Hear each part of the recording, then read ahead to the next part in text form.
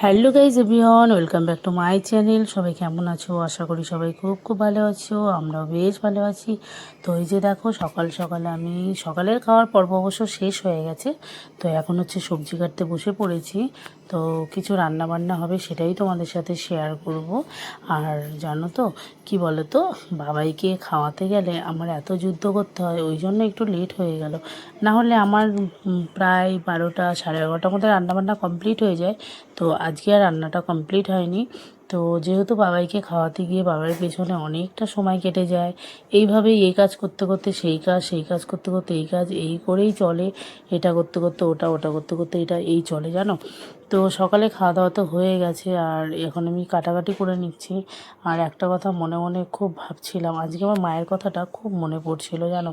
মানে মায়ের বাড়ি কবে থেকে যাই না, আর সত্যি কথা বলতে আগে আরও বেশি খারাপ লাগতো, এখন তো কম খারাপ লাগে। যেহেতু এখন অনেকটাই বড় হয়ে গেছি আর কি, মা হয়ে গেছি, তো এখন নিজের সন্তান আছে। তো তবুও মায়ের কথা তো মনে পড়েই বলো। তো কী আর বলবো, মায়ের কথা মনে পড়লেও তো আর সবসময় মায়ের কাছে যাওয়া যায় না, তাই না বলো। তো তারপরে দেখো, এদিকেই আমার শাশুড়ি মা আর আমার মেয়েকে পাঠিয়ে দিয়েছিলাম চিকেন আনার জন্য। তো সেই চিকেন টিকেন নিয়ে এসছে, এই যে দেখো।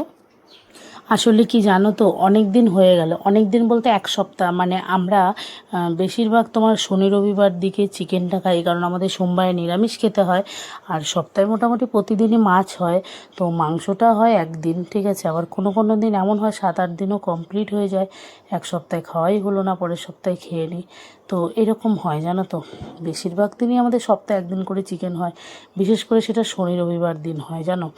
আর তোমাদের দাদাভাইয়ের তো যখন খুশি ইচ্ছা চিকেন নিয়ে চলে আসে, আর ওই জন্য রাতেবেলায় বেশি চিকেন করা হয়। তো আমার আবার দুপুরবেলা বেশি ভালো লাগে। আমি ভাবি দুপুরবেলা একটু চিকেন ফিকেন ঝোল ফোল বেশি করে দিয়ে খাবো। আর রাতেবেলা হলে তো বেশি ঝোল টোল খাওয়া যায় না, যেহেতু অ্যাসিডিটি হয়ে যায়, পরের দিন আমার ভীষণ মাথা ঘোরে, গ্যাস হয়ে যায়, গা গোলায়, এরকমটা হয় জানো। তো ওই জন্য আমি বলেছি আজকে আমি দুপুরেই চিকেন রান্না করবো। তোমাদের দাদাভাই বলছিল না রাতে করবো। আমি বলছি তাহলে আমি খাবো না, তুমি একাই খেও। তো বললো ঠিক আছে, তাহলে দুপুরে করো, আমার জন্য রাতে রেখে দিও আলাদা করে। তো দুপুরেই করব। আর রাতে তোমাদের দাদাভাইয়ের জন্য অর্ধেকটা বলতে বলে বাটিতে করে আর কি তুলে রেখে দেবো। যেহেতু রাতেবেলা চিকেন খেতে বেশি ভালো লাগে, আর এমনি গরম গরম করলে একটু আলাদাই স্বাদ হয়, তাই না। তো রাতেবেলা কি করব বলো তো, রাতেবেলা একটু রেখে দেবো, সেটা গরম করব না, এমনি রেখে দেবো, মুড়ি দিয়ে খেয়ে নেবে। আর আমরা বেশিরভাগ দিনই তো রাতেবেলা মুড়ি দিয়ে চিকেনটা খাই, তাই না। তো আমিও খাই, ও খায় আর কি। তো এদিকে দেখো, একটা কাঁঠাল ছিল, তো কাঁঠালটা ভেঙেছে। আর কালকের কাঁঠালটা ছিল, তো সেই কাঁঠালটাই আমরা এখন খাবো। আর বাবাইও খাচ্ছে। কয়েকটা রোয়া ছিল মাত্র। আমাদের গাছের কাঁঠালগুলো না অনেকটা বড় হয়, আর রোয়া কিন্তু খুবই কম হয়। মানে অনেক বড় বড় রোয়া হয়, তো দেখা গেল অনেক বড় কাঁঠালে 8-9খানা রোয়া, কিংবা 15-20টা রোয়া এরকম হয়। মানে অনেক বড় বড় হয় আর কি। তো তারপরে তো এদিকে কাঁঠাল টাঠাল সবারই খাওয়া হয়ে গেছে। আমি একটা খেলাম, মা দুটো খেলো, বাবাই 1.5খানা খেলো, আমি 1.5খানা খেলাম, এরকম করে খেয়ে নিলাম। আর কাঁঠাল জানো তো, শেষ দিকের কাঁঠালগুলো না বেশি টেস্টি লাগে, তাই না বলো। তো আমরা এখানে সবাই তো কাঁঠাল মোটামুটি খাচ্ছিলাম। আর এই দেখো, আমার শাশুড়ি মাকে বলেছি মুরগির ঠ্যাং নিয়ে আসার জন্য।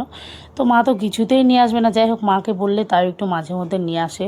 তো সেই মুরগির ঠ্যাংগুলোরই আমি চামড়াগুলো মানে খসিয়ে নিচ্ছিলাম। এই দেখো, গরম জলে চুবিয়ে রেখেছি, তো সেটাই এখন আস্তে আস্তে ছুলে নিচ্ছি।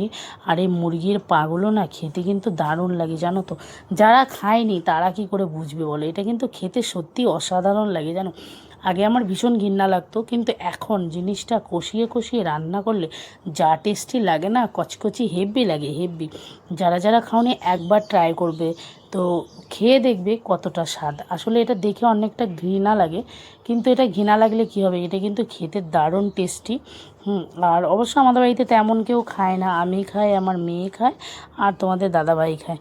যাই হোক, ওদিকে আমার চিকেনের ঠ্যাংগুলো তো খসানো হয়ে গেছে, মুরগির ঠ্যাংগুলো আর কি। তো তারপরে এই যে দেখো, আমি এখন চলে এসেছি চিকেনটা ধোয়ার জন্য। আর এই দেখো দেখো চিকেনটা ভাবছি যে জলটা যাতে না জমে, তবুও না গামলার মধ্যে জল ঠিক চিকেনের মধ্যে চলেই যায়। ভালো করে হাত দিয়ে চিপড়ে চিপড়ে রাখতে হয়, তবুও জল জমে যায়, কি করা যাবে। তারপরে ভালো করে আমি চিকেনগুলো ধুয়ে নিচ্ছিলাম। তো আর চিকেন যেন অনেকে দেখি যে গরম জলে ভালো করে ফুটিয়ে নিয়ে রান্না করে, ফুটিয়ে নিয়েও রান্না করলেও হয়, কিন্তু কি বলো তো চিকেনের সেরকম স্বাদটা থাকে না। আর যারা প্রতিদিন চিকেন খায় তাদের তো সমস্যা হবেই, তো আমরা তো প্রতিদিন খাই না, সপ্তাহে 1 দিন 2 দিন 3 দিনও হয়ে যায় এরকম, তো প্রতিদিন তো আর খাওয়া হয় না। তো তারপরে আজকে করব কি বলো তো, আজকে একদম সিম্পল রান্না বান্না, সেটা হচ্ছে চিকেন করব আর কিছু একটা ভাজা ভাজা করব। তো দেখা যাক কী করি, সবটাই তোমাদের সাথে শেয়ার করব। আসলে কি বলো তো, আমি সারাদিনে কি করি না করি টুকটাক করে তোমাদের কিছুটা একটু শেয়ার করার চেষ্টা করি। তো তারপরে এদিকে আমার চিকেনগুলো ধোয়া হয়ে গেছে, আর মুরগির পাগুলোও দেখতে পাচ্ছ আমি রেখে দিয়েছি। আজকে মা 2খানা পা নিয়েছে, না 2খানা না 4খানা পা।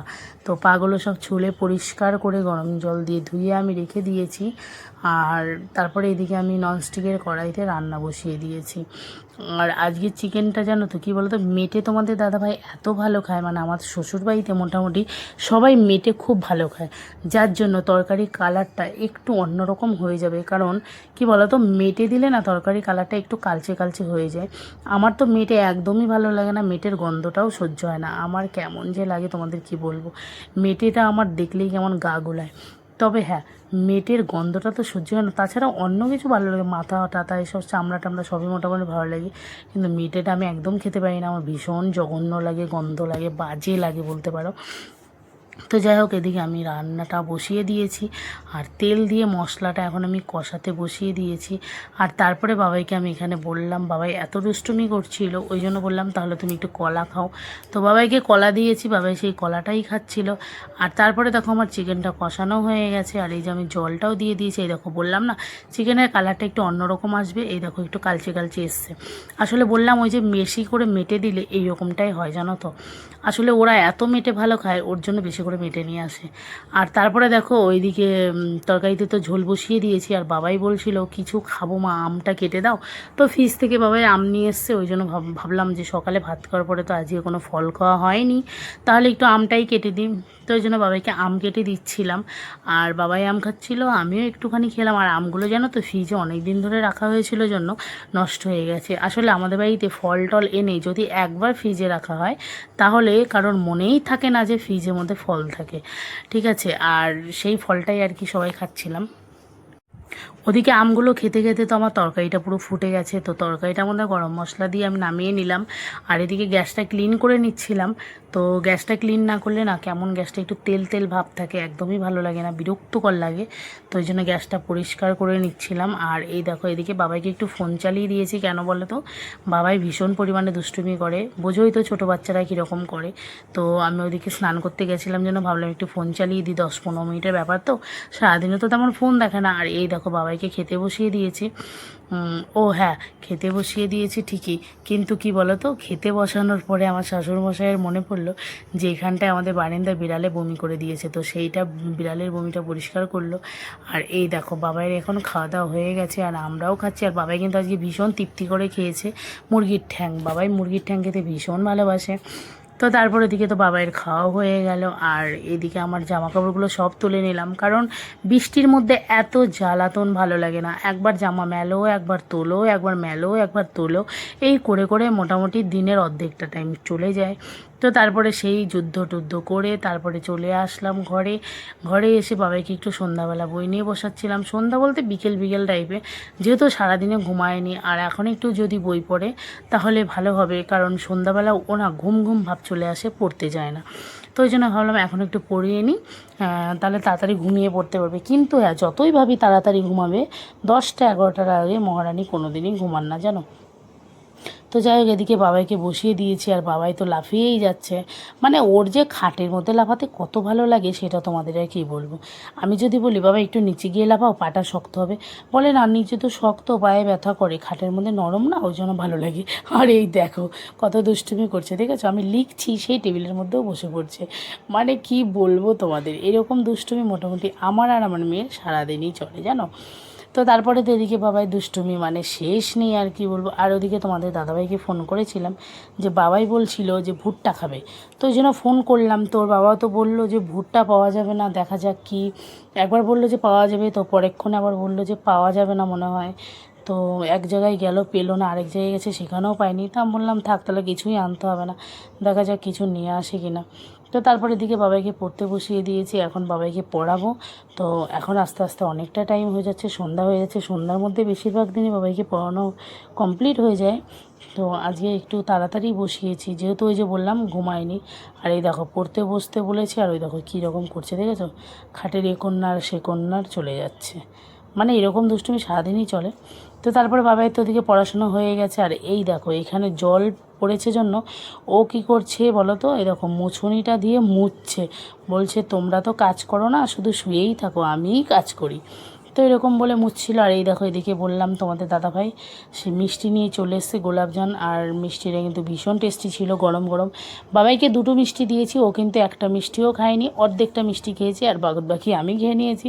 আর আমি আরেকটা মিষ্টি খেলাম। আর এই যে 3টে মিষ্টি পরিবুচিকে দিয়ে দিচ্ছি, ওরা 3জন 3টে খেয়ে নেবে, 10টা মিষ্টি তো আমরা খাবো, আর যা থাকে বাদবাকি ফ্রিজে রেখে দেবো। তো আজ মিনি ব্লগটি কেমন লাগলো অবশ্যই জানিও, ভালো লাগলে একটা লাইক কমেন্ট শেয়ার করে পাশা থেকো। দেখা হবে নেক্সট অন্য কোনো ব্লগে। সবাই সুস্থ থেকো, ভালো থেকো, টাটা। আর তোমরা কে কে মিষ্টি খেতে ভালোবাসো আমাদের বাড়িতে মিষ্টি খেতে চলে আসো। আর এই যে বাবাই কিন্তু ভীষণ আনন্দ করে মিষ্টি খাচ্ছে, এটুকুই খাবে, আর বাদবাকি সব চেটকে ফেটকে দেবে। তো সেটাই আমাকেই খেতে হবে, আর কি করা যাবে বলো, টাকা দিয়ে মিষ্টি কিনে এনেছে, সেটা তো আর ফেলা যায় না, তাই না? তো ওই জন্য আমাকেই খেয়ে নিতে হবে। তো তারপরে এই দেখো সবাইকে মিষ্টি দেওয়ার পরে শেষ ফিনিশিংয়ে 4টে মিষ্টি পড়ে আছে, তো এটা এখন ফ্রিজে রেখে দেবো। সবাইকে শুভরাত্রি, ভালো থেকো, টাটা।